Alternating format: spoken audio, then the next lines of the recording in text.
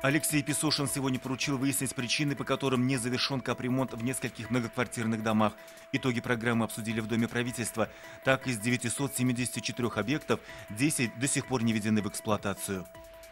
Татарстанские антимонопольщики заподозрили крупные торговые сети в завышении цен на яйца. Как сообщили в ведомстве, ими заведено дело. Торговым сетям в рамках антимонопольного дела предстоит доказать правомерность и обоснованность повышения цен. Повара и фотографы, дизайнеры и парикмахеры – они настоящие чемпионы. Сегодня призеров и победителей Обилимпикс поздравил с Новым годом министр образования и науки республики Рафис Бурганов.